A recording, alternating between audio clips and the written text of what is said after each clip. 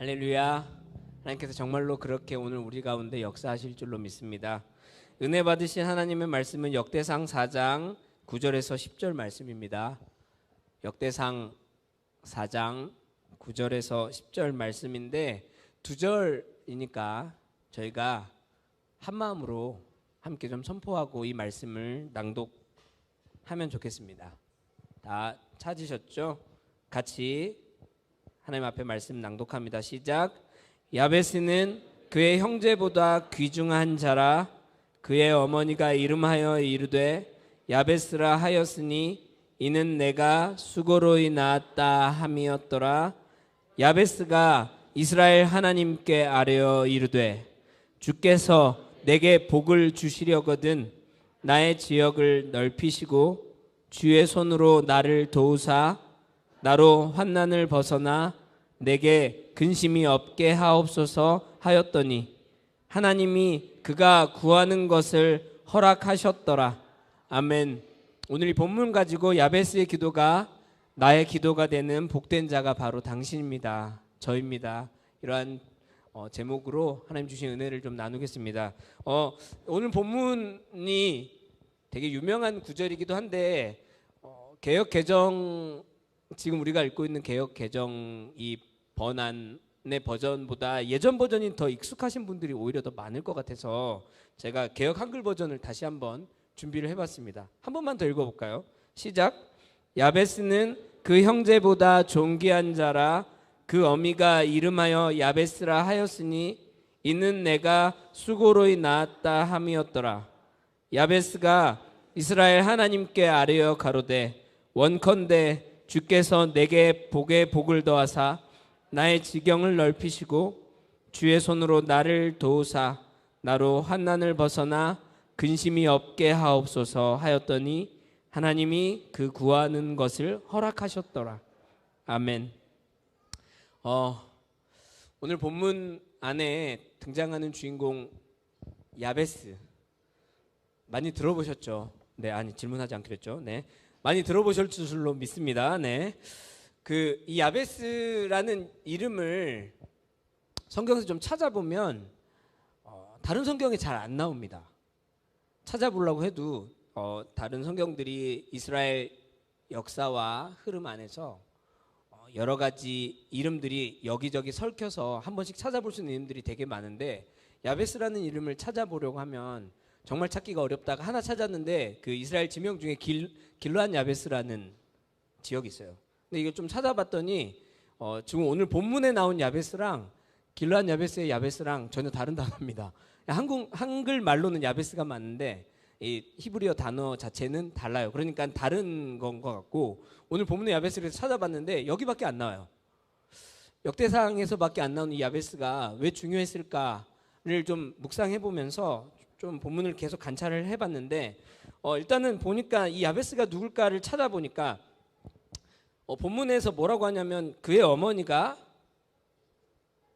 이름하여 이르되 야베스라 하였으니 야베스는 그의 형제들보다 귀중한 자라. 그의 어머니가 이름하여 이르되 야베스라 하였으니 이는 내가 수고로이 낳았다 함이었더라. 그러니까 이 이름의 의미를 주님께서 우리 가운데 기록해 놓으셔서 이 의미를 묵상할 수 있도록 새겨 놓으셨잖아요. 뭐 자녀들을 낳아 보신 어머님들은 다 아시겠지만 수고로이 고통하여 자녀를 낳으실 때의 그 고통은 참으로 기억이 나시나요? 네, 질문하면 안 되는데 기억이 안 나시죠? 잘. 제가 처음에 요엘이 형제를 낳을 때 막 분만하는 순간에 의사 선생님께서 이제 분만하면 탯줄을 잘라야 되니 가위를 들고 위생 장갑 이 멸균이 되어 있는 이 장갑을 끼고 잘 대기하고 있다가 아버님은 부르시면 이렇게 오셔서 탯줄을 자르시면 됩니다 하고 네, 한쪽에 장갑을 끼고 그 수술복 있잖아요. 옷 입고 장갑 끼고 가위를 들고 기다리고 있는데 나오는데 의사 선생님이 다시 가위를 내려놓으라고 하셨어요. 그래서 가위를 내려놨죠. 왜 그러니 봤더니 요엘이 형제가 탯줄을 목에 2바퀴를 감고 있어가지고 위험해서 자를 수가 없어서 빨리 응급처치를 해야 되는 상황이어서 그랬던 기억이 있어요. 근데 뭐 직접 자녀를 낳거나 영혼을 낳거나 이 낳는 수고가 참 고통스럽습니다. 근데 이 수고하는 고통을 가지고 이 어머니께서 이름을 야베스라고 지었대요. 근데 야베스라는 이 이름을 좀 보니까 이 고통이라는 히브리어 단어가 야차브라는 단어예요. 그러니까 그 야차브라는 단어의 자음을 이렇게 반대로 바꾸면 야베츠가 되는 거예요. 그러니까 이 아이 이름이 얼마나 낳는데 고통스럽고 이 어머님이 어떠한 의미로 이 고통의 의미를 다 담았는지 우리가 다 헤아릴 수는 없지만 여튼 정말 고통스러웠어요. 이 자녀를 낳으면서. 그래서 그 야베스를 저는 그냥 한글 이름으로 우리 고통이라고 부르기로 했는데, 네, 우리 고통이를 낳으면서 이 부모님이 정말로 힘들었다는 거를 생각을 해볼 수 있죠. 근데 지금 보니까 보통 성경에는 이름을 지어줄 때 아버지들이 이름을 지어줘요. 아니면 아예 아싸리 주님이 이름을 뭐라고 불러야 될지 정해주시거나 뭐 이런 경우는 있는데 보통은 아버지들이 이름을 짓지만 그렇다고 또 어머니가 이름을 짓는 경우가 야베스만 있는가 그런 건 아닌데 그렇게 많지는 않죠. 일반적으로 가만히 생각을 좀 해봤는데 일단 야곱의 아내 레아와 라헬이 이스라엘 12지파 이름을 다 지었어요. 가만히 생각해보니까 야곱은 이름을 한 번도 안 지어줬더라고요. 대단해요. 12아들 이름을 낳는 동안에 이름을 한 번도 안 지어줬어요. 그래서 라헬과 레아가 자녀들의 이름을 지어준 거, 이 경우를 제외하고는 어머니가 이름을 짓는 경우를 살펴보니까 대부분 다 조금 특수한 경우예요. 특수한 경우에만 그런 경우가 있어요. 오늘처럼. 그런데 어떤 경우가 있는가 가만히 생각해 보니까 한나가 사무엘을 낳을 때 마음의 소원을 하면서 한나가 이름을 사무엘이라고 지어줘요. 그리고 바로의 공주가 모세를 물에서 건질 때 건졌다는 의미로 모세라고 지었죠. 그래서 모세가 진짜로 이스라엘 백성을 건져내요. 그죠? 또 엘리 제사장의 아들이 전쟁터에 나가서 죽었을 때 그의 아내가 막 아들을 낳고 이름을 이가봇이라고 지었어요. 뭐 이런 경우들, 그러니까 지금 제가 나열한 상황만 봐도 어머니가 이름을 지어주는 경우는 대부분 좀 특수한 상황이에요. 그죠? 그러니까 그냥 일반적인 상황이면 대부분 아버지들이 짓는단 말이죠.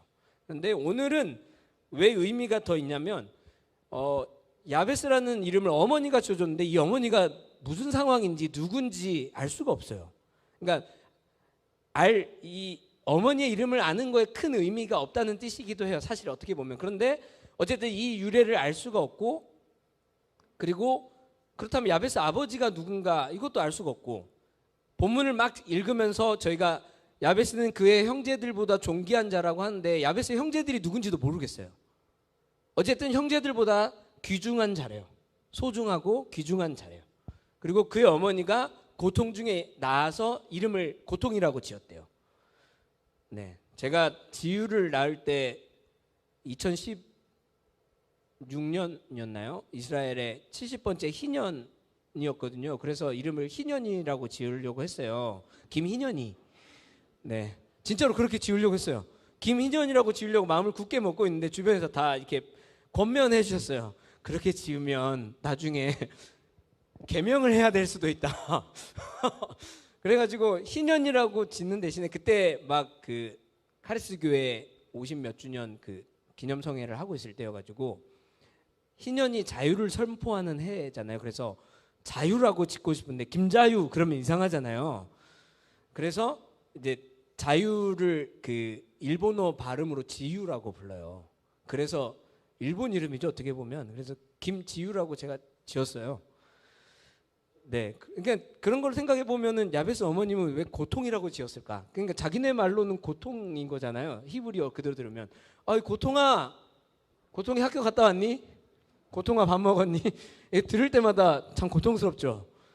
기억했을 것 같아요. 내가 왜 고통이라고 지어졌는지. 야베스는 아마 그걸 생각하면서 살았을 거예요. 요엘이도 지유도 노아도 자기 이름의 의미들을 생각하면서 살지어다. 네. 네.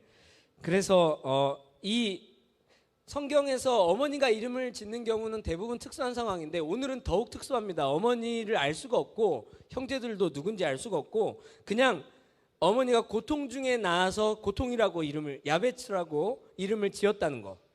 그래서 이러한 특수한 이름이 오늘 본문 성경 전체에서 야베스라는 이 단어 자체를 찾아보려고 하면 이것밖에 찾을 방법이 없는 데다가 이 야베스의 이름의 유래가 이러한다는 걸 좀 생각해 보는 관점에서 좀 더 좀 깊이 생각해 보면 오늘 본문이 역대상 4장인데 역대상 1장, 2장, 3장, 4장에 오면서 뭐를 소개하고 있냐면 본문 다 묵상해 보시면서 주변 다 이렇게 읽어 보시면서 관찰해 보셨잖아요.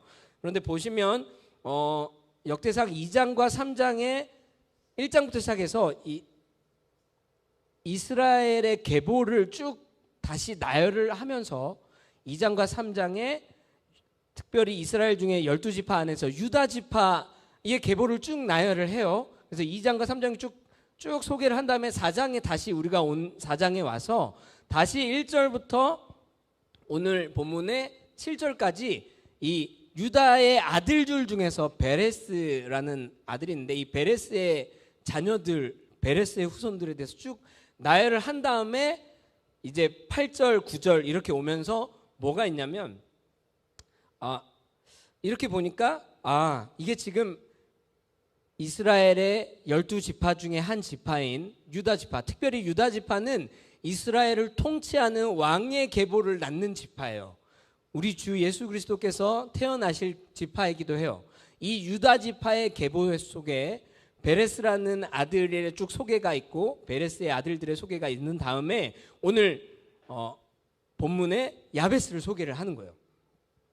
그러면은 이제 좀 생각을 해볼 때 이게 지금 유다 지파를 소개하는 것 속에 오늘 야베스라는 인물을 주님이 소개시켜 주셨어요, 우리들에게. 근데 이 야베스라는 사람에 대해서 알 수 있는 방법이 다른 데서는 없고 지금 알 수 있는 것은 유다 지파의 소개 속에 있고, 그리고 야베스의 이름은 고통이고, 우리 고통이는 부모님이 고통 중에 낳아서 고통이라고 지었고, 그리고 그의 형제들보다 존귀하다고, 소중하고 귀중한 자라고 불렸다라는 거. 그러나 형제가 누구인지, 부모가 누구인지, 또 뭐 야베스가 이후에 자녀를 낳았거나 아내가 있거나 자녀들이 이렇게 있거나 할 때 야베스의 가족이 또 후손들이 누구인지 그런 건 알 수가 없어요. 그냥 야베스 한 명이 그랬다는 게 중요한 거예요. 그래서 이 야베스가 누구인가를 좀 더 좀 찾아봤더니 앞에 본문 읽다가 보니까 역대상 2장 55절에 보면 다 같이 읽어볼까요? 시작. 야베스에 살던 서기관 종족 곧 디랏 종족과 시므아 종족과 수가 종족이니 이는 다 레갑 가문의 조상 함맛에게서 나온 겐 종족이더라. 근데 여기서 지금 야베스에 살던 서기관 종족들을 쭉 소개하잖아요. 본문에 오늘 앞에 4장, 앞에 3장, 2장에 2장부터가 아까 말한 대로 유다 지파를 쭉 소개해 주는 건데 이 본문들 중에 오늘 이 야베스에 살던 서기관 종족이라는, 그러니까 야베스가 지역 하나의 이름이라는 건데 아까 얘기 처음에 했던 길르앗 야베스랑은 좀 다른 거예요. 그냥 야베스라는 지역인데 이 지역의 이름에 써져 있는 단어가 오늘 본문에 있는 야베스라는 이름과 동일해요. 그러니까 동일한 사람인 거죠. 오늘 우리가 이스라엘을 얻고자 했던 가나안 땅도 이 가나안이 지역 이름이기도 하지만 사실은 노아의 손주 이름이에요. 노아의 아들이 있는 셈과 함과 야벳, 그중에 함의 아들이 가나안이죠.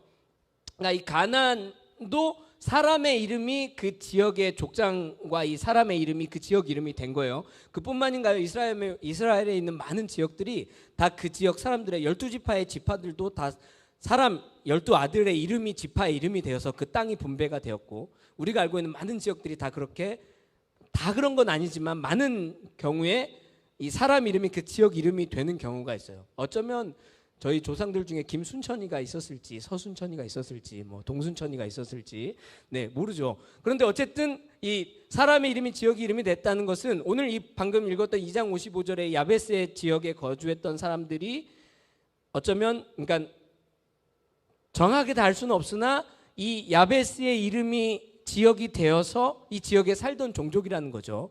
그런데 방금 2장 55절에 보면은 이 쭉 야베스에 살던 서기관 종족 쭉쭉쭉쭉 나온 겐 종족이더라. 끝에 겐 종족 보이잖아요. 이 겐 종족이 누군가를 제가 좀 찾아봤는데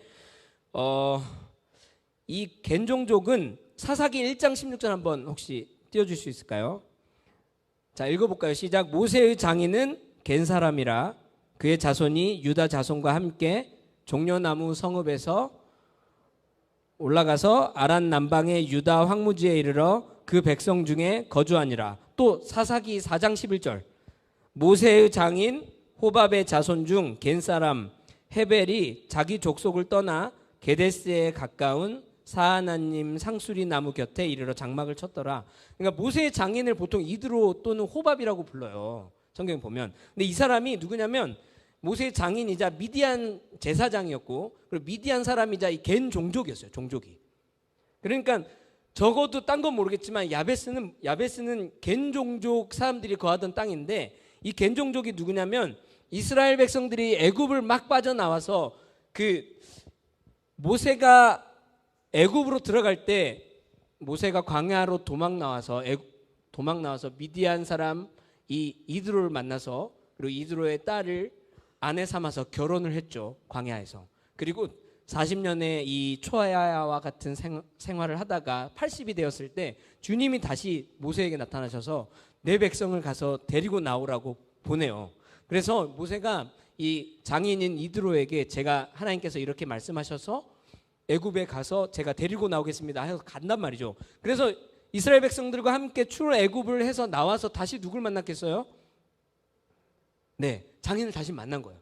그러면서 하나님께서 행하신 일들을, 애굽에 어떤 하나님께서 심판을 하셨는지를 듣고, 그리고 하나님께서 어떠한 기적으로 홍해를 가르고 이스라엘 백성들이 위험 있게 이 광야로 들어올 수 있었는지를 봤을 거 아니에요.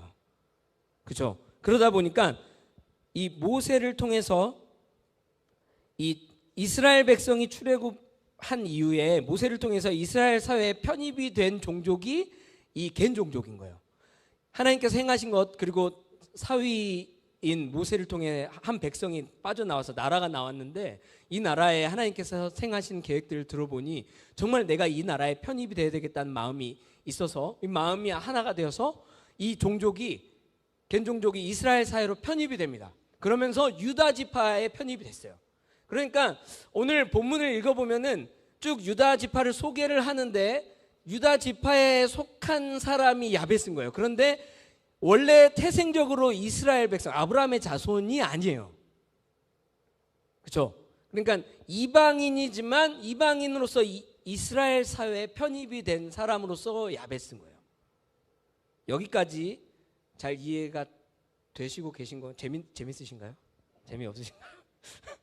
그러니까 그럼 여기까지 정리를 해보면, 그러니까 야베스는 유다의 지파에 속한 사람인데 부모나 형제는 이름을 알 수가 없고, 이스라엘 중에서도 다른 곳에서는 찾아볼 수가 없고, 그런데 이방 사람으로서 유다 지파에 편입된 겐 사람들이 거주한 곳의 이름이 야베스라는 것을 보니까 이 야베스가 그 사람이란 것을 알 수는 있겠어요.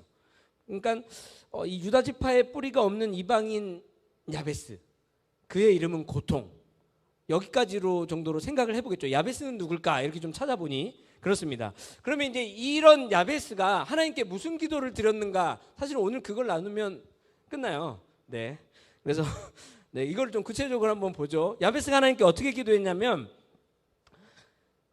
야베스가 이스라엘 하나님께 아뢰어 이르되 주께서 내게 복을 주시려거든 나의 지역을 넓히시고 주의 손으로 나를 도우사 나로 환난을 벗어나서 내게 근심이 없게 하옵소서라는 기도를 하나님 앞에 드렸어요.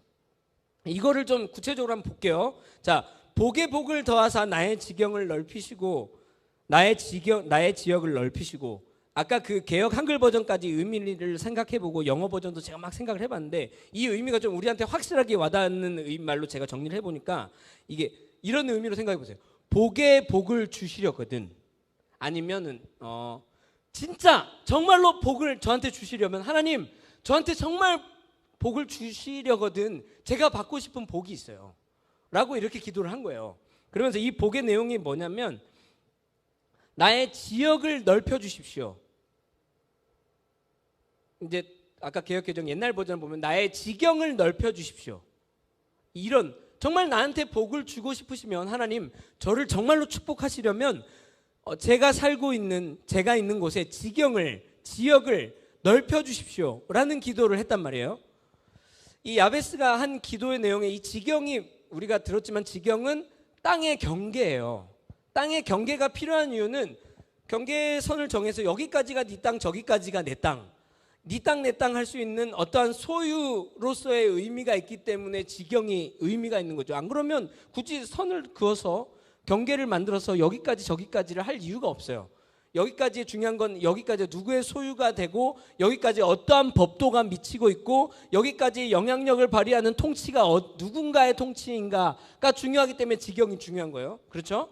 근데 이제 이 지경을 넓혀주시라고 하는 말이 신명기 19장 8절에 동일한 의미로 쓰여졌는데 신명기 19장 8절에 내 하나님 여호와께서 내 조상들에게 맹세하신 대로 내 지경을 넓혀 내 조상들에게 주리라고 말씀하신 땅을 다 내게 주실 때라고 여기서 뭐냐면 이게 지금 오늘 이 말씀이 신명기가 지금 이 본문 방금 읽은 이 말씀은 이스라엘에서 출애굽한 이 광야 2세대가 이제 가나안으로 들어가기 직전에 모압 평지에 있을 때 모세가 유언으로 남기면서 이제 가나안에 들어가게 되면 너희가 이렇게 해야 된다라고 쭉 마지막으로 유언을 남기면서 유언 설교를 하는 거잖아요. 그 중에 뭐라고 하냐면 내 하나님 여호와께서 너에게 조상들에게 맹세하신 대로 너의 지경을 넓혀서 너의 조상들에게 주리라고 말씀하신 땅을 다 내게 주실 때라고 얘기한단 말이죠. 그럼 이것은 지금 이 시점은 이스라엘 백성들이 땅을 지금 믿음으로 그러니까 땅을 받았나요?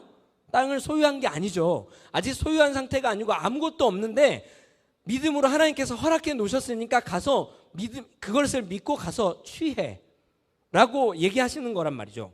그런데 여기서 이 지경을 넓혀라는 뜻은 내 지경을 넓혀 내 조상들에게 주리라고 말씀하신 땅을 다 내게 주신다는 의미예요. 그러니까 지경이 넓어진다고 우리가 이야기를 들으면 일반적으로는 내가 정해놓은 내 땅의 경계가 여기서부터 여기까지 정도가 있는데 이게 좀 넓어져서 여기서부터 여기 정도까지의 이 경계선이 넓어진다라는 의미로 생각을 할 수 있는데 그러지 않아요. 성경은 뭐라고 하냐면 하나님께서 너에게 주시고자 하는 땅을 네가 다 얻는 거 전부를 얻는 게 너의 지경이 넓혀지는 거라고 얘기하는 거예요. 그러니까 오늘 야베스가 하나님 앞에 하나님 정말 저에게 복을 주시려거든 저의 지경을 넓혀주십시오라고 기도했던 거는 하나님 저에게 제가 정해놓은 구간이 여기 제가 지금 살 수 있는 이 바운더리가 여기까지인데 이 바운더리가 좀 이만큼 넓어지게 해주십시오가 아니라 하나님 저에게 허락하신 모든 것이 다 주어지는 데까지 나의 지경이 넓어지는 거예요. 할렐루야. 그러니까 이 야베스가 구한 이 범위 자체가 우리가 생각한 범위랑 그냥 문맥 그대로 생각하는 범위랑 조금 달라요. 그렇죠? 그런데 중요한 것은 이 이스라엘 백성이 가나안 땅에 들어가서 땅을 얻었죠. 그런데 이 가나안 땅을 전부 얻은 게 아니어서 이 여호수아가 죽기 전에 너희 싸우지 말고 이 가나안 땅이 이렇게 있으면 이렇게 분배를 해서 이 땅은 너네 지파, 이 땅은 너네 지파, 이 땅은 너네 지파가 맺어. 그런데 우리가 지금 이만큼밖에 정복을 못했고 남은 게 있으니까 이제 나머지도 내가 죽더라도 너희가 스스로 이 땅을 전부 다 얻어내야 돼. 주님 우리한테 그렇게 말씀하셨어 라고 이야기를 하셨잖아요. 그런데 오히려 이들이 가나안 땅에 들어가서는 이 땅을 다 못 얻었어요. 전부 쫓아내지도 못했고 이 여호수아와 다시 언약을 맺었는데도 이 언약을 지키지도 못하고 이들의 영향을 받아서 가나안 땅에 살면서 변질되죠. 이게 중요해요. 그런데 이제 이 야베스가 사는 이 야베스의 시대를 대부분 학자들이 다 어느 시대라고 생각하냐면 사사시대라고 생각해요. 왜냐하면 이 사사시대라고 하는 것은 방금 얘기한 것처럼 광야 2세대가 가나안으로 들어가서 정복해내서 땅을 기업으로 받았던 시대. 그런데 그 땅을 다 얻지를 못하고 쫓아내지 못하고 그 땅에 사는 거민들을 다 쫓아내지 못하고 그들을 그대로 두어서 나중에는 그들에게 흡수가 돼요. 오히려 그들의 문화나 그들의 사는 삶의 방식을 따라하게 돼서 괴로워지는 시대가 바로 사사시대예요. 그렇죠? 이 사사시대가 야베스가 있던 시대란 말이죠. 이 야베스의 시대가 사사시대인데 방금 그러면 이 사사시대 때 야베스가 한 기도가 뭐냐면 하나님 저에게 주시겠다고 약속하신 그 땅, 이 땅 전부를 저한테 주십시오. 갈렙이 기도한 거랑 동일하죠. 그래서 이렇게 기도했단 말이죠. 이렇게 기도한 것 안에 뭐라고 기도했냐면 야베스가 기도할 때 야베스가 이스라엘 하나님께 아뢰어 이르되 라고 했어요. 오늘 본문에 보면 이스라엘의 하나님께 아뢰었어요. 이스라엘의 하나님이라는 이 표현을 보면은 매우 언약적인 표현이죠. 왜냐하면 하나님과 당신의 백성 사이에 이 언약의 관계로서 맺어진 것이 이스라엘의 하나님이라는 의미예요. 그러니까 뭔가 이스라엘과 하나님과의 관계 안에 하나님이 주신 약속의 표현을 가지고 야베스가 이스라엘의 하나님께 아뢰어 이르되 주님 저에게 정말 복을 주시려거든 저의 지경을 아니 하나님 저에게 약속하신 땅 정부를 주십시오. 이렇게 기도했단 말이에요. 야베스가. 그러니까 이것을 보면은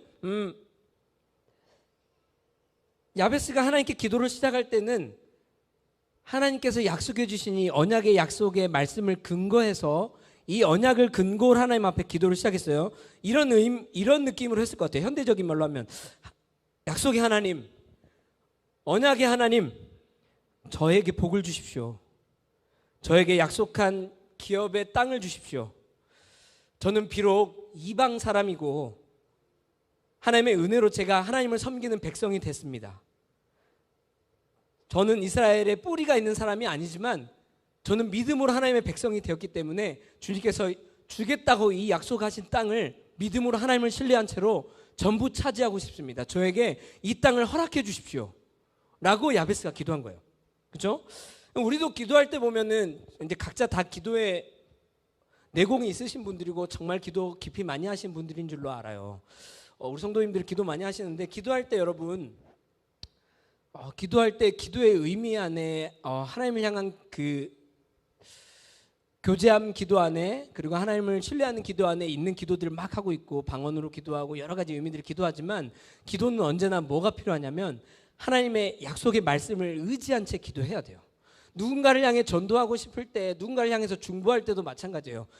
하나님 주신 마음들을 막 선포하는 기도가 아주 유효하고 그것이 하나님 주신 마음을 선포하는 거기 때문에 당연히 이루어진 줄로 믿지만 그러면서 우리가 주파수를 맞춰야 되는 게 뭐냐면 하나님 이 중보의 대상이나 지역이나 이 사람을 향해서 하나님이 뭐라고 말씀하신지를 약속의 말씀을 믿어야 돼요. 있어야 돼요. 그 말씀이 분명하게 있어야 되고 그 말씀이 분명하게 있는 거 안에 그것을 자기가 믿는 믿음이 있어야 돼요. 믿어져야 돼서 믿어지는 것 안에 이것을 선포해야 돼요. 하나님 그렇게 창조하시겠다고 빛이 없는 중에 빛이 있으라라고 하시는 그 말씀이 이 영혼을 향해서 하나님 하신 말씀이라고 이게 확실하게 약속이 믿어지면 그 약속을 믿고 하나님 그 안에 어둠이 있지만 빛이 있을지어다 라고 약속의 말씀을 선포하는 이런 기도가 하나님 앞에 훨씬 더 유효해요. 왜냐하면 하나님이 그렇게 약속하신 것을 지키시는 언약의 하나님이기 때문이죠. 그래서 많은 시간을 기도하면서 보내실 때 교제하고 하나님 앞에 있는 중보하는 시간들 속에서 이 기도의 내용이 하나님 앞에 그 언약의 말씀을 붙잡고 기도하는 그런 기도가 되기를 좀 축복합니다. 기도는 하나님이 주신 그 약속 앞에 서는 거죠. 동의하시나요? 그리고 나의 뜻을 하나님 앞에 통과시키고 관철시키고 싶은 게 아니라 오히려 하나님의 주신 약속이 나의 뜻이 되는 시간이에요. 그러려고 기도해요. 주파수를 하나님께로 맞추는 거예요. 하나님을 내 주파수에다 맞춰서 기도하는 게 기도가 아닌 거죠. 그리고 오히려 그렇게 하나님의 약속을 나의 뜻으로 삼으면서 내 뜻은 하나님의 약속 앞에서 내려놓는 거예요. 그리고 그 약속을 이뤄야 하나님의 그 약속이 내 삶 가운데 이루어지기에는 너무 불가능해 보이고 내 환경이나 처지나 나의 상태나 이런 것들이 보이지만 그런 거에 굴복하지 않고 오히려 하나님의 선하신 뜻이 그리고 하나님의 선하신 약속을 신뢰하면서 그것을 맡기고 나아가는 게 기도인 거예요. 오늘 야베스가 하나님 앞에 드린 기도가 그러했어요. 그러면서 야베스가 하나님, 약속의 하나님, 언약의 하나님, 저에게 복을 정말로 주시고 싶으시다면 저에게 주신 이 땅을 전부 다 주십시오라고 기도하잖아요. 그런데 이 복의 복을 더하사 나의 지경을 넓히시고, 그러니까 하나님 저한테 복을 주신다면 이 복의 내용은 나에게 땅을 주시는 거죠. 하나님 나에게 주신 땅을 전부 주시는 거가 저에게는 복이 되는 겁니다 라고 고백한 이 야베스의 기도를 가만히 살펴보니까 이 주시겠다고 이 약속하신 땅을 전부 얻는 것 자체가 복이라고 여기는 거라는 거잖아요. 우리는 보통 로또가 당첨이 돼야 복이고, 바라고 원하는 일들, 취업이나 결혼이나 연애나 원하고 바라는 많은 것들이 이루어지는 것이 복이라고 간주해요. 이제 우리는 그렇진 않지만 많은 사람들이 이렇게 간주를 해요. 네. 그런데 오늘 야베스는 주시겠다고 약속하신 땅을 전부 얻는 게 저한테는 복이에요라고 얘기한 거잖아요. 이런 게 복이라고 간주한 사람이 누구냐면 아브라함이에요. 그러니까 아브라함의 복이 야베스가 추구하고 기도한 이 받고자 했던 복과 아브라함에게 하나님께서 허락하신 복이 동일한 복이라는 거죠. 주어진 땅을 전부 받는 거. 그러니까 창세기 12장 2절에서 3절을 보면은 내가 너로 큰 민족을 이루고 내게 복을 주어서 내 이름을 창대하게 하리니 너는 복이 될지라. 너를 축복하는 자에게는 내가 복을 내리고 너를 저주하는 자에게는 내가 저주하리니 땅의 모든 족속이 너로 말미암아 복을 얻을 것이라 하신지라 라고 주님이 말씀하셨잖아요. 아브라함을 불러서 본토 친척을 떠나서 내가 너에게 지시할 땅으로 가라. 내가 그 땅을 주겠다. 그리고 오늘 방금 읽은 이 말씀을 읽으면서 내가 이런 복을 주겠다라고 얘기하셨어요. 그런데 오늘 주시겠다고 이 복을 좀 보니까 땅을 주겠다. 그리고 너의 민족을 번성하게 해주겠다. 그리고 너의 이름을 창대하게 하겠다. 이 모든 것들이 다 뭐냐면 우리가 잘 배운 대로 나라를 이루는 이런 요소죠. 그러니까 아브라함을 부르셔서 땅을 주시겠다고 한 이 복의 뜻은 내가 너를 줘서 땅을 그냥 주겠다가 아니라 그 땅 네 땅이야 라고 그냥 소유를 정하고 싶은 게 아니라 하나님께서 아브라함아 너를 통해서 내가 땅을 줄 건데 그 땅 위에다가 나라를 하나 세울 거야. 그 나라는 열방을 축복할 나라야. 왜냐하면 내가 너를 통해서 세울 나라를 통해서 누군가 그 나라를 축복하면 그 사람이 축복을 받고 그 나라를 누군가 저주하면 그 사람이 저주를 받을 거야. 이런 거예요. 그러니까 우리가 사실 이스라엘을 위해서 중보해야 되는 이유예요. 하나님께서 세우셨어요. 표대로 마치 에덴 동산에 선악을 알게 하는 나무도 세워놓고 생명나무 열매도 세워놓은 것처럼 이스라엘이라는 나라를 아브라함을 통해서 세워놓고 모든 세상의 나라들이 이 나라를 보면서 이 나라를 복으로 삼고 이 나라를 통해서 축복을 얻기를 원하셨어요. 그래서 하나님께서 이 나라를 부르시죠. 그리고 중요한 것은 창세기 18장 18절 19절도 한번 볼까요? 자, 읽어볼게요. 아브라함은 강대한 나라가 되고 천하 만민은 그로 말미암아 복을 받게 될 것이 아니냐. 내가 그로 그 자식과 권속에게 명하여 여호와의 도를 지켜 의와 공도를 행하게 하려고 그를 택하였나니 이는 나 여호와가 아브라함에게 대하여 말한 일을 이루려 함이니라. 이 말씀도 계속적으로 하나님께서 뭐냐면 아브라함을 통해서 세우실 나라, 주실 땅, 그 땅 모두를 얻어내면 그 얻어낸 땅 위에 나라를 세울 건데 이 나라가 어떠한 나라가 되었으면 좋겠는지 하나님께서 구상하신 계획을 얘기해 주신 거예요. 그런데 이 계획을 얘기해 주신 게 언제인 줄 아세요? 소돔과 고모라를 심판하러 가실 때 하나님께서 아브라함에게 얘기하셔요. 그리고 아까 본문 창세기 12장에서도 아브라함을 부르실 때 그 부르시기 직전에 11장에 무슨 사건이 있냐면 세상 나라가 바벨 탑을 세워서 세상 나라를 세우려고 할 때 하나님께서 그 나라를 흩으셔요. 그리고 아브라함을 부르셔요. 그러니까 하나님께서는 당신의 나라를 부르실 때마다 세상 나라에 대한 이 안타까움과 세상 나라의 이 죄악됨을 바라보시면서 내가 세우고 싶은 나라는 이런 나라가 아니야. 내가 만약 너를 불러서 내가 너 한 사람을 불러서 내가 너에게 땅을 주고 내가 너를 통하여서 나라를 이루려고 한다면 내가 세우고 싶은 나라는 이런 나라야 라고 하나님께서 알려주시는 거죠. 제가 너무 흥분했나요? 네, 조금 낮출게요. 네. 네. 하나님께서 이렇게 세우고 싶으신 나라의 구체적인 구상, 방금 18장 창세기 18장 18절에서 19절에 보면 하나님께서 아브라함아 내가 너를 통해서 세우고 싶은 나라는 의와 공도가 이루어지는 나라야. 그리고 세상이 이 나라를 통해 복을 받아. 세상에게 복을 준 나라. 아니 아브라함이 세운 나라 자체가 복이 되는 거예요. 그냥. 그렇죠? 그러니까요. 아브라함을 통해 세우고 싶으신 이 약속하신 땅을 약속으로 주시면서 세우고 싶은 나라는 죄로부터 벗어나는 소돔과 고모라와 같지 않고 바벨을 탑을 세우면서 그들이 뭉쳐서 악을 행하고 싶었던 그런 나라와 다른 악에서부터 죄로부터 벗어나는 은혜의 나라를 하나님께서 세우고 싶으신 거예요. 의와 공의가 행해지고 싶은 나라. 하나님께서 이런 나라를 세우고 싶으셔서 아브라함을 통해서 온 세상이 회복될 수 있는 길을 실제로 열어주셨죠. 예수님을 통해서. 그러니까 이걸 정리를 해보자면, 자, 무슨 얘기하고 싶은지 제가 정리를 하자면, 야베스가 추구한 기도는 복을 받기를 원하는 건데, 그 복이 어떤 내용이었으면 좋겠던 하나님 앞에 야베스가 기도했냐면, 주시겠다고 한 땅을 전부 얻어내고 싶은 복이에요. 근데 이 주시겠다고 한 땅을 전부 얻는 복이 아브라함이 추구한 복과 같단 말이죠. 그럼 그 아브라함에게 하나님께서 주시고 싶은지 그 복은 뭐냐면, 세상 나라와 이 죄악된 이 죄로 되어 있는 세상, 특별히 이 하나님께서 구상하고 싶으신 이 아브라함에게 주고 싶으신 복이 주어진 나라에 대한 구상을 언제 얘기하셨냐면, 전부 다 창세기 11장이나 18장에 보면 바벨탑을 흩으시고 그리고 소돔과 고모라를 침판하러 가시면서 계속 이 나라에 대해서 이야기를 하셨단 말이에요. 뿐만 아니에요. 하나님께서는 당신의 나라를 세우실 때, 당신의 백성들을 애굽에서 끌고 나오실 때도 이스라엘 백성들을 애굽에서 끌고 나올 때 애굽에 있는 이 우상들을 심판하시고 나오셨어요. 그걸 보고 가나안이 떨었죠. 뿐만인가요? 우리 주 예수님이 나중에 다시 재림하실 때도, 이 땅에 다시 오실 때도 이 세상 나라를 심판하셔요.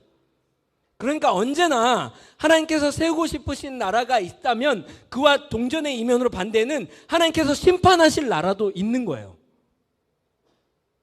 그래서 하나님께서 세우시고 싶으신 이 나라에 대한 복이 야베스가 추구하고 기도했던 이 복과 동일하단 말이죠.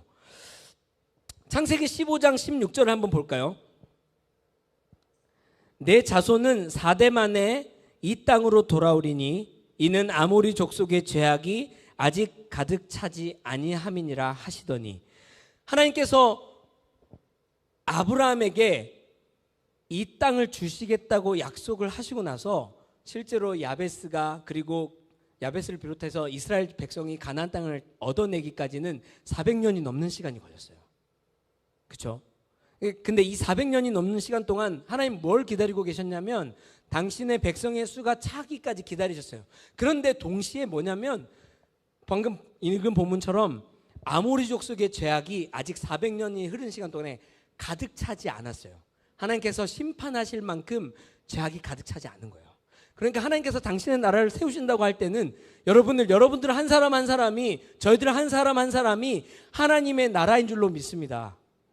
그런데 그와 동시에 우리가 세워진 하나님의 나라이라면, 반대로 만약 우리가 하나님의 나라로 세워져 있지 않는다면 우리는 하나님께서 심판하실 나라로서 하나님께 선택이 되어 있는 거예요.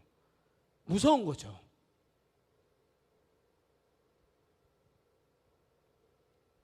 하나님께서 400년 이상을 기다려 주셔요.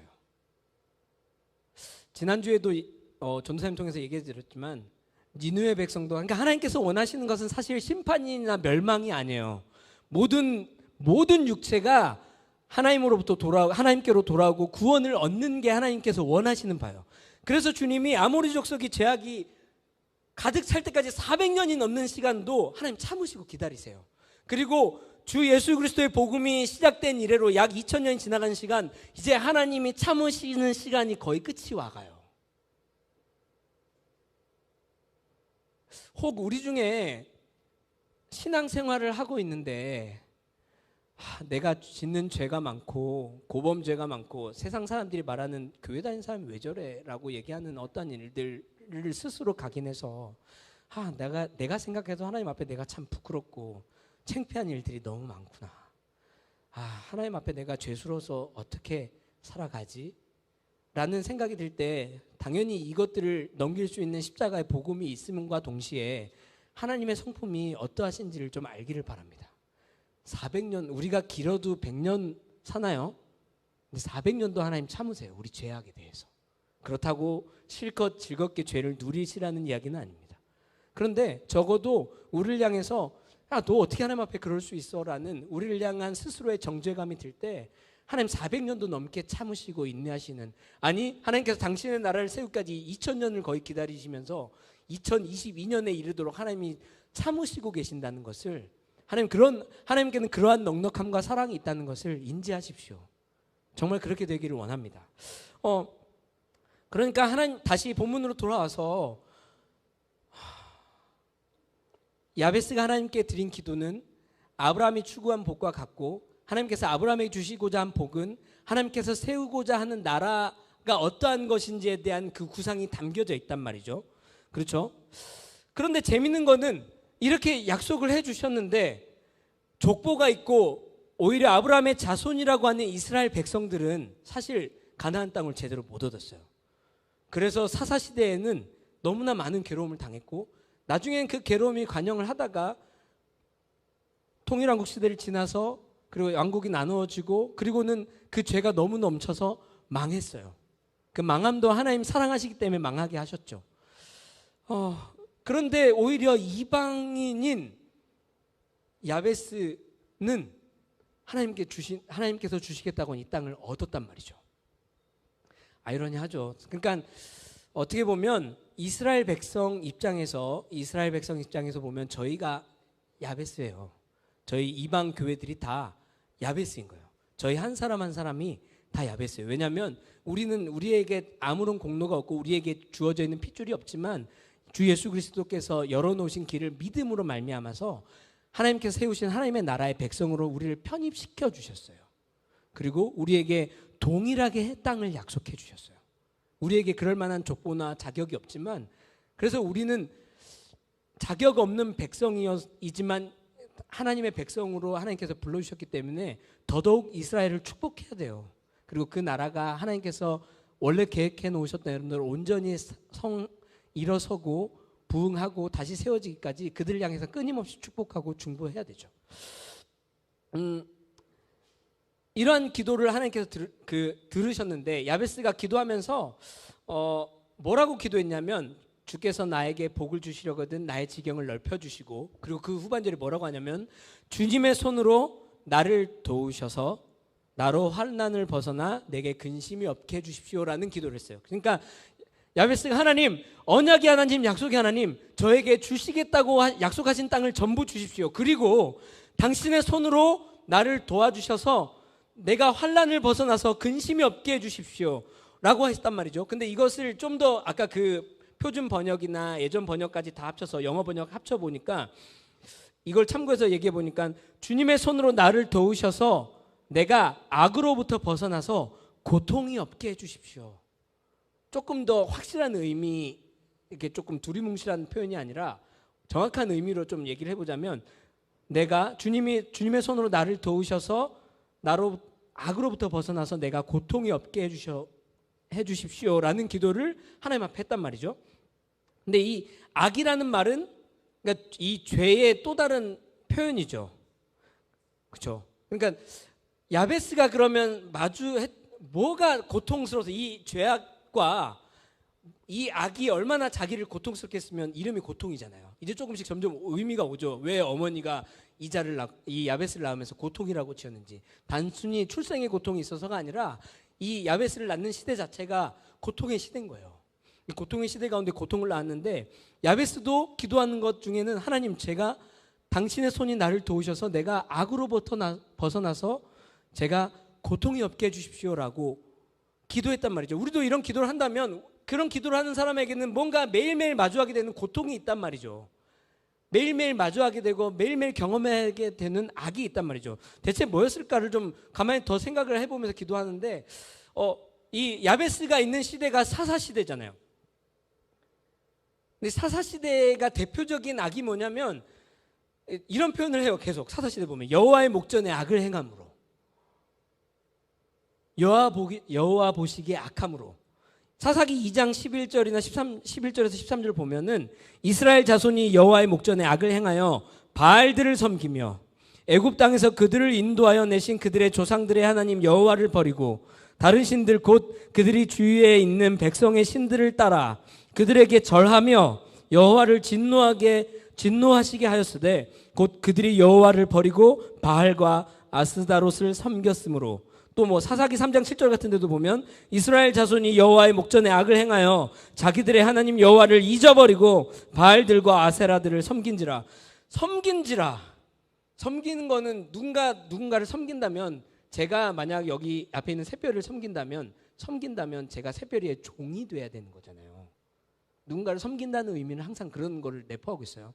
동대동의 입장에서 섬기는 게 아니에요. 그러면 이스라엘 백성들이 바알들을 섬기고 아세라들을 섬겼다면 바알과 아세라들의 종로로 됐다는 얘기예요.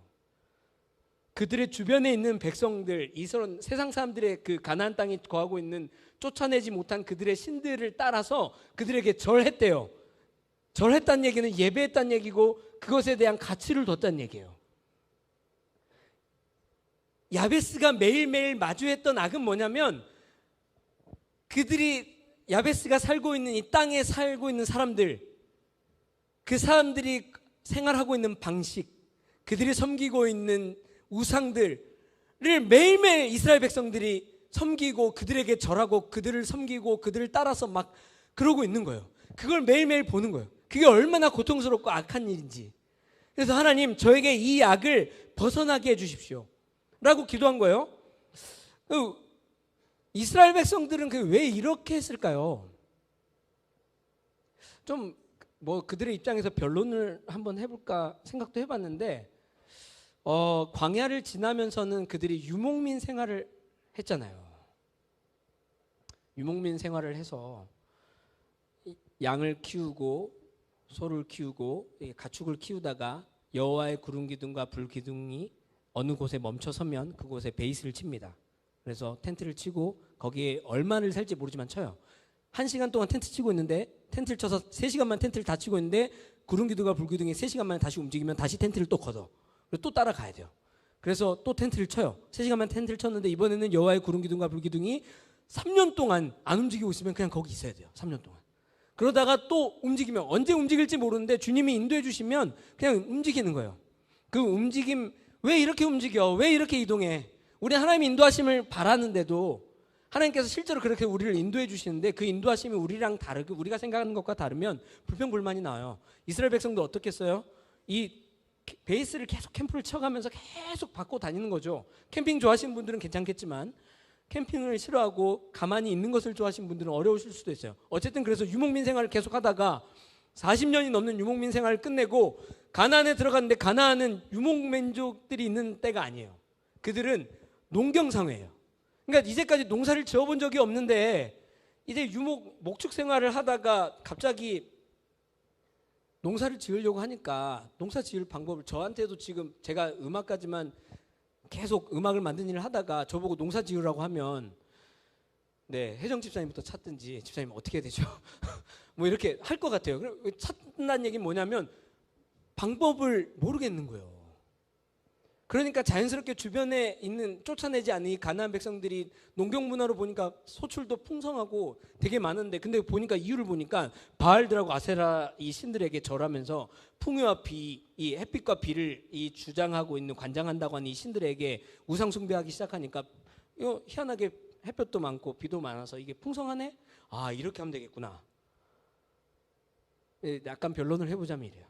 근데 하나님께서는 분명히 뭐라고 얘기하셨냐면, 가나안을 들어가게 되면 너희는 그들을 쫓아내라고 하고 그들의 하는 행실들을 따라하지 말라고 했어요. 그죠? 그러니까 이스라엘 백성들도 그 안에 변론을 해보자면 그런 건데, 결국 그렇게 하고자 하는 궁극적인 목적이 뭐냐면 소출이 많아졌으면 좋겠는 거죠. 왜 소출이 많아졌으면 좋겠을까요? 질문했네. 왜 소출이 많아졌으면 좋겠냐면 많이 얻음으로 인해서 행복하고 싶으니까. 그렇죠? 우리도 열심히 일해서 많은 소득을 얻고 싶어 해요. 행복하고 싶으니까. 근데 그렇게 따라했던 이스라엘 백성들을 하나님께서 어떻게 저주하셨냐면, 사사기 2장 14절에서 15절 보면 여호와께서 이스라엘에게 진노하사 노략하는 자의 손에 넘겨주사 그들이 노략을 당하게 하시며 또 주위에 있는 모든 대적의 손에 팔아 넘기심에 그들이 다시는 대적을 당하지 못하였으며 그들이 어디로 가든지 여호와의 손이 그들에게 재앙을 내리시니 곧 여호와께서 말씀하신 것과 같고 여호와께서 그들에게 맹세하신 것과 같아서 그들의 괴로움이 더 심하였더라.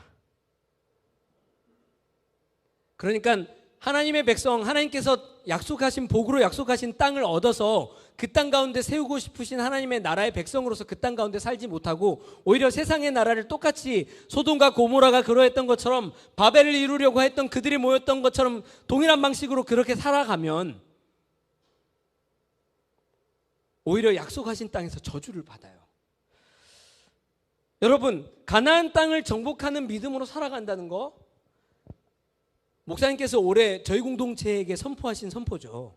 여러분, 우리 모두가 다 이제는 가나안을 정복하는 믿음의 단계로 우리가 성숙하는 것으로 우리가 시작되어지고 열어지고 우리가 그곳에 진입했습니다. 하나님께서 그렇게 이끄신다고 말씀하십니다라고 목사님 분명히 선포하셨어요. 그렇죠? 아멘 하셨나요? 그렇다면 가나안을 들어가서 살아가는 방식은 세상 방식과 같아서는 안 돼요. 그들의 방식 그대로 따라가면 고통과 괴로움이 더해요. 야베스가 매일매일 마주했던 것처럼 매일 악을 보게 돼요.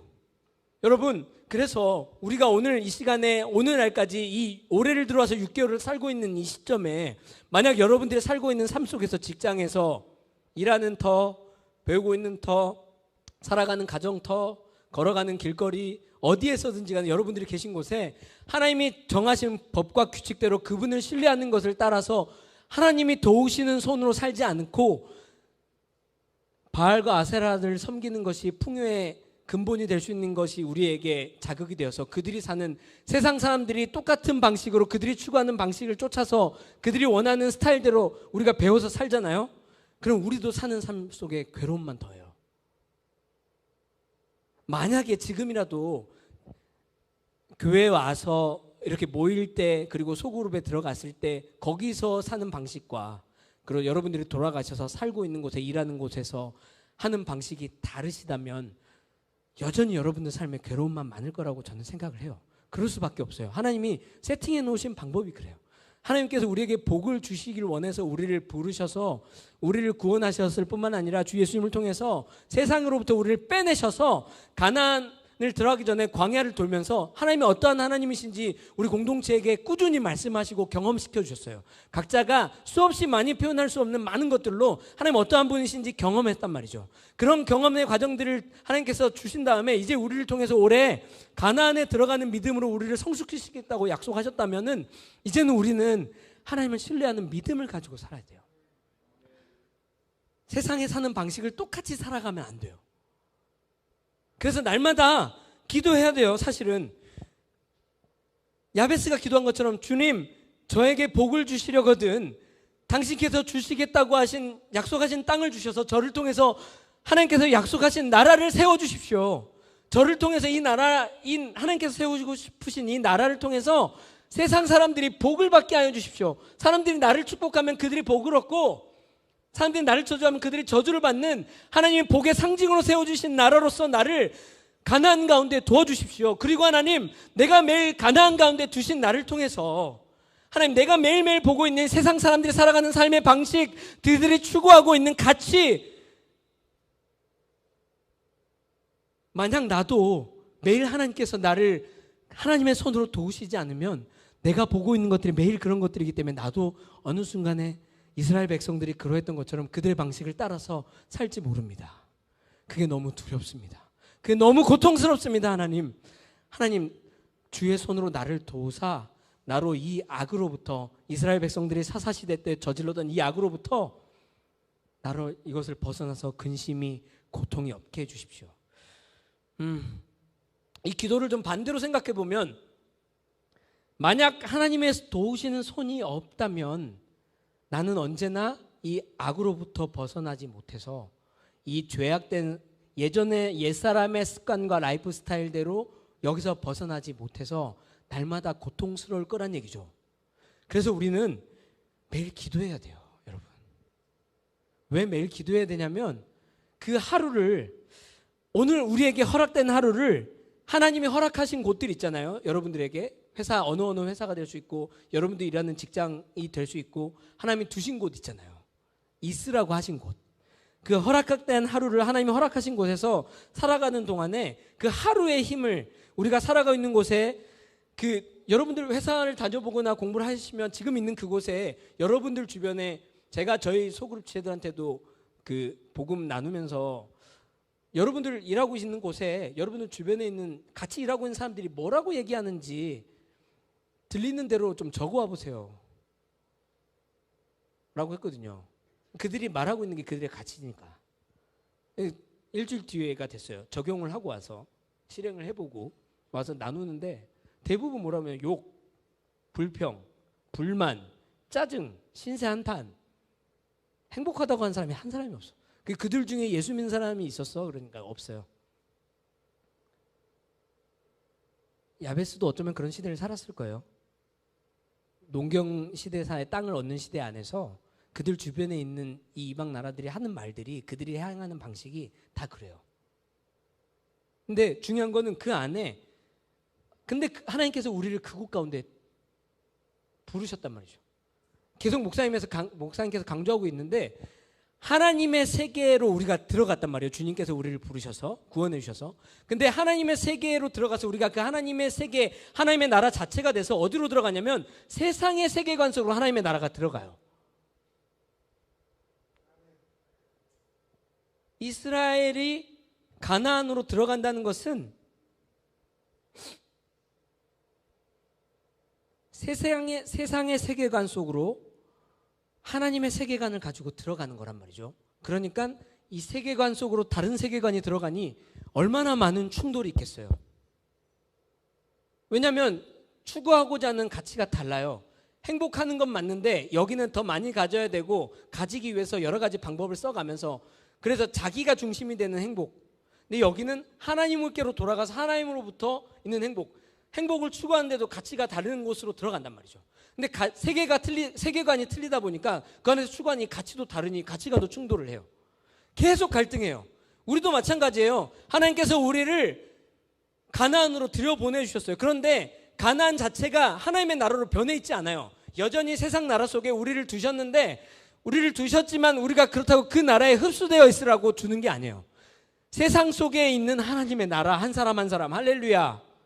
하나님께서 주시고자 하는 땅으로서 하나님의 세워진 나라로서 있는 하나님의 나라 할렐루야. 그래서 이상하다는 소리를 들어요. 왜 그렇게 살아? 맨날 바빠.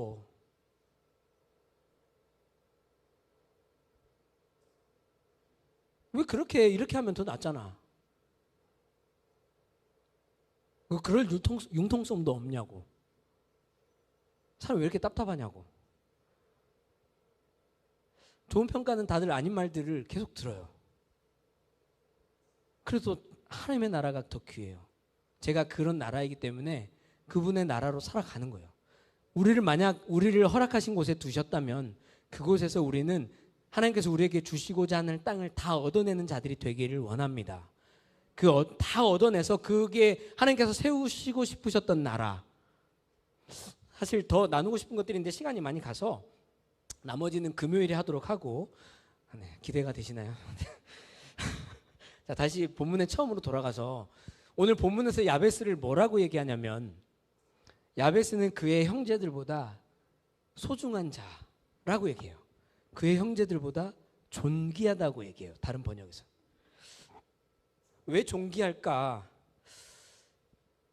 형제들이 누구인데 원래 존귀 더 귀한 거니까 더 가치가 있고 더 소중하다고 하는 거는 무엇과 무엇이 비교 대상이 있어서 그것보다 더 나아야 그런 평가를 받잖아요. 그런데 형제들보다 더 존귀하대요. 근데 형제가 뭐 어떤지는 알려주지 않고 비교 없이 존귀하다고 했어요. 그래서 이 존귀하다라는 게 왜 존귀할까 했는데 당연히 야베스가 하나님 앞에 어떤 기도를 했는지 우리가 쭉 기도를 한 내용을 살펴보니 대단하네. 그냥 단순하게 내게 복을 주셔서 내 지경이 그냥 내가 있는 데가 좀 넓어져 가지고 하나님 나를 도우셔서 편안하게 환난도 벗어나고 이런 게 아니에요. 야베스가 구했던 기도는 주님의 손이 도우셔서 내가 환난을 벗어나는 건데 제 고민을 좀 묵상하면서 우리는 어때요? 이제 어쩌면 나중에 우리에게 열릴 7년의 대환란이 있을지 모르지만 그 전에 지금 있는 곳에 여러분들이 경험하는 환란은 뭐가 있나요? 기말고사인가요?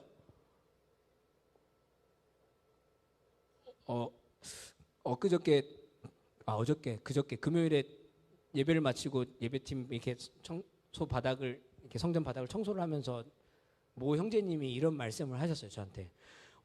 제가 올해 차를 처음 샀는데 6월이 되면 자동차 세금을 내는지 몰랐어요. 자동차를 운전하려면 세금도 내야 되는 거더라. 그걸 처음 알았대요. 환란이 왔구나. 12월에 또 올 것이니라. 비싼 차를 사면 살수록 세금도 많단다. 환란인가요? 그 외에 납세 의무를 져야 되는 것들 포함하여 매일매일 월에 카드값을 해결해야 되는 환란이 오나요? 빚을 져서 빚을 갚아야 하나요? 그뿐인가요? 누군가가 나에게 말하면 그 말로 인해 마음이 괴롭고 슬프고 화가 나고 억울하고 환란인가요? 우리들이 많은 겪는 환란들은 대부분 환란의 중심이 누구냐면 나예요.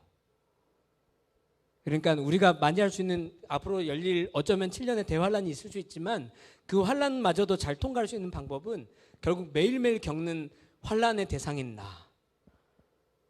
그래서 내게 고통이 없게 하옵소서라고 했지만 봐보세요. 이 야베스라는 고통이라는 이름을 가진 고통이가 내게 고통이 없게 하옵소서 했다는 것은 주님 매일 나를 도와주셔서 내가 없는 삶을 살게 하여 주십시오.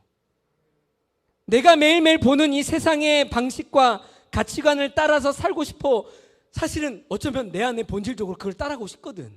본질이 악해서 이제까지 사는 삶의 세팅이 그래서 하나님 이런 내가 없어지고 싶습니다. 정말로 예수님께서 십자가에 죽으신 그 죽음에 나도 달려서 죽었다고 주님이 선언해 주셨는데 날마다 내가 이것을 기도함으로써 나를 두신 곳에서 이 기도를 주장함으로써 그래서 주님이 나를 도우셔서 내가 날마다 죽고 없는 삶을 살고 싶어요. 환란을 벗어나는 삶. 이러한 기도를 한단 말이죠. 왜냐하면 이제는 하나님께서 주신 세계관, 하나님께서 나에게 열어주신 이 세계관을 가지고 세상에서 살아야 되고 그렇기 때문에 하나님이 주신 가치가 나의 가치가 되어서 이 가치가 충돌함 속에서 매일을 살아야 되기 때문에 우리는 기도해야 돼요. 안 그러면 이 가치관과 세계관의 전쟁에서 이길 힘이 없는 거예요. 그러면 자연스럽게 전쟁에서 이길 힘이 없으면 자연스럽게 계속 세상에 가나안이 살아가고 있는 그 삶의 스타일을 따라하는 게 오히려 편하거든요. 얼마나 마음 편한데요. 주일에 이 아침에 안 나오면 얼마나 마음 편한데요. 금요일 저녁에 얼마나 쉬고 싶은데 월화수목 금을 얼마나 열심히 일 했는데 내가 불금을 보내고 토요일을 편안하게 쉬고 주일을 편하게 쉬어서 월요일을 일할 수 있는 충전을 해야지. 이 완전 이런 생각 자체를 잘 생각해 보면 되게 죄악된 생각인 거 아세요? 이 삶의 세팅의 주인이 다 자기예요. 다. 여러분들 어쩌면 금요일에 나와서 기도하는 게 힘들고 수요일에 모이는 게 힘들고 어려울 수 있어요.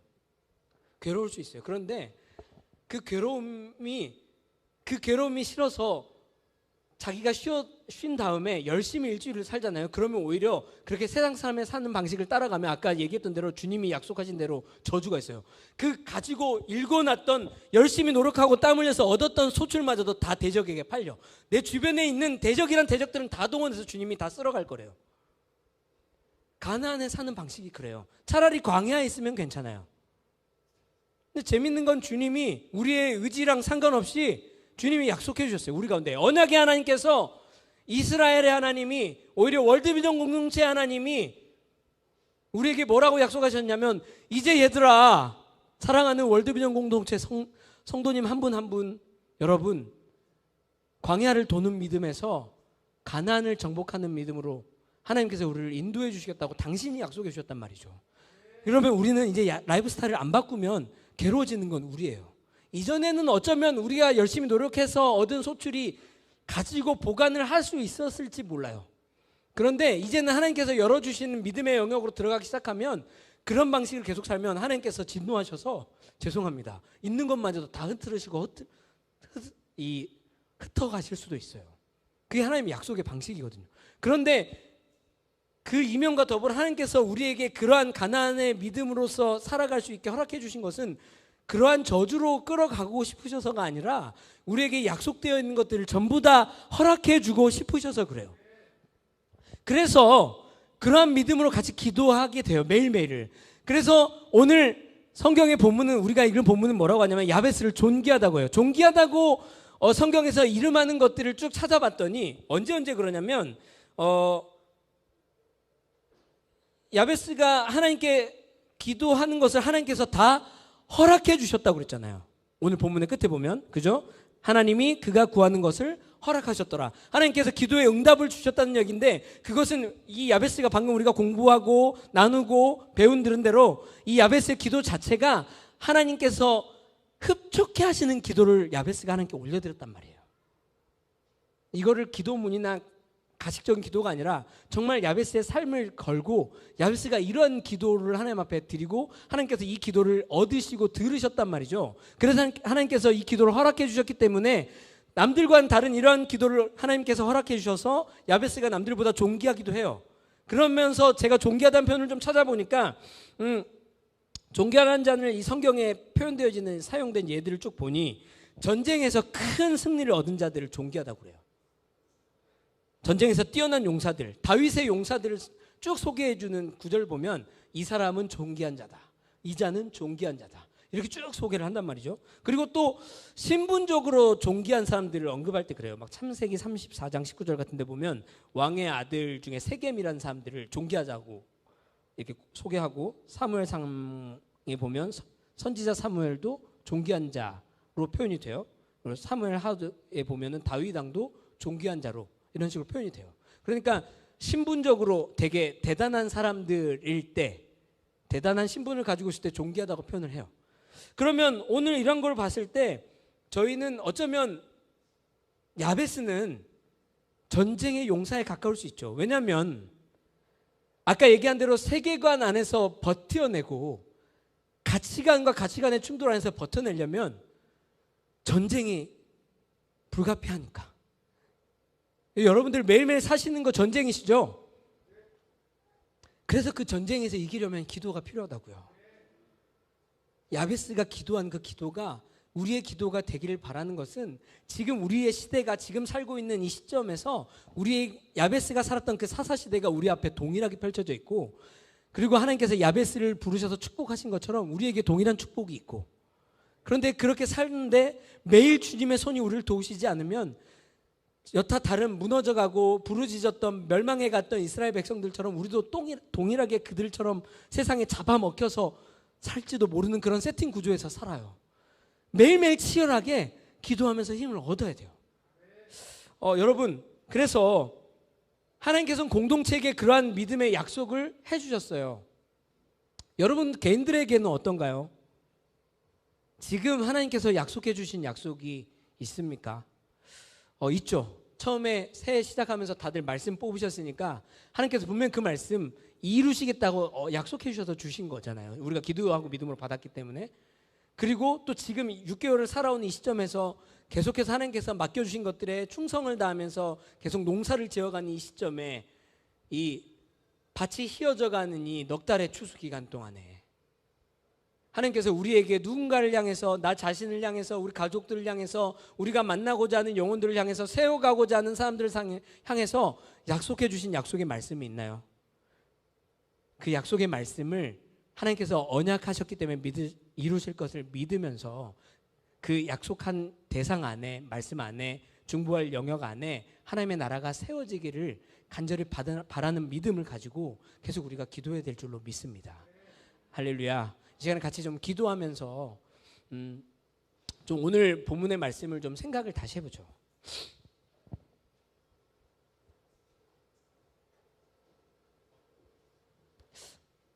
잠깐만 오늘 아까 찬양했던 찬양을 같이 찬양하면서 이 찬양의 가사 하나하나, 이 찬양의 가사를 주님께 올려드리면서 좀 기도하면 좋겠는데, 쭉 정리를 해보자면 야베스가 어떠한 사람이었는가, 그러한 사람으로서 야베스가 어떠한 시대에 야베스가 드린 이 기도 내용이 하나님 앞에서 어떠한 시대 가운데 어떠한 의미로 드려진 것인가, 그리고 그 어떠한 사람으로서의 야베스가 어떠한 내용의 기도를 드린 것이 지금 우리 공동체에게, 그리고 저희 한 사람 한 사람에게 어떻게 하나님께서 도전하고 지금 말씀하시는가,